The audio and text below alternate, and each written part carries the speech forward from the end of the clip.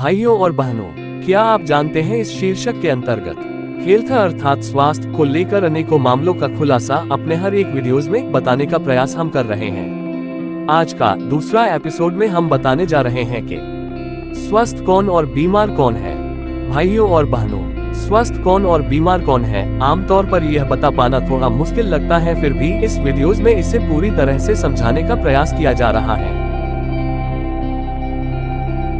कभी कभी कोई कहता है कि मैं पूरी तरह से स्वस्थ हूँ, केवल वात की वजह से कुछ जोड़ों में दर्द की शिकायत है। तो कभी दूसरा कहता है कि मेरी तबीयत कभी खराब नहीं होती, सिर्फ कब्ज एक आध बार रहता है। ये सभी लोग ये जानते हैं कि शरीर कई हिस्सों में बांटा हुआ है और उनका एक दूसरे हिस्सों से कोई ताल्लुकात नहीं है।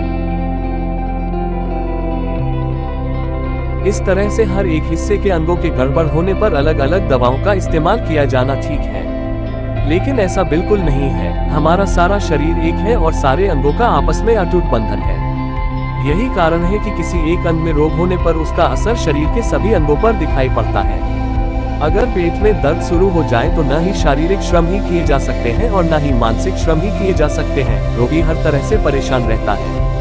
भाइयों और बहनों, जब हमारे शरीर के सभी अंग अपनी स्वाभाविक अवस्था में रहते हुए अपना सारा काम बगैर किसी कष्ट और दबाव तनाव के करते हैं, तभी हम शरीर को स्वस्थ कह सकते हैं। इसके अलावा हमारे शरीर के अंगों की बनावट भी ऐसी होनी चाहिए कि जिस काम के लिए वे बने हैं उससे वे पूर्ण रूप से कर सकें। अधिक मोटे ताजे कसरती होने या फिर दुबले पतले छरहरे होने से भी स्वस्थ होने का पता नहीं चलता है। उन्हें भी तमाम परेशानियों का सामना करना पड़ता है। शरीर में कहीं न कहीं दर्द बना रहता है। रोग की दशा में शरीर का स्वाभाविक स्वरूप बिगड़ जाता है, जैसे दांत की बीमारी में दांत निकाल देने पर मुंह पोपला हो जाता है, गठिया हो जाने पर जोड़ों में सूजन आ जाती है, वात की दशा में सारे शरीर में सूजन आ जाती है।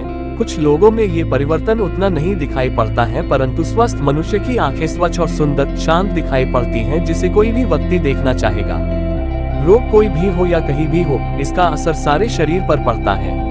पेट के बारे में कहा जाए कि पाचन ठीक है तो शरीर भी स्वस्थ है। यदि भोजन ठीक ढंग से पचा है तो मल मलाशय के द्वार पर चिपके बिना बाहर हो जाता है। कब्ज की कभी शिकायत नहीं रहेगी।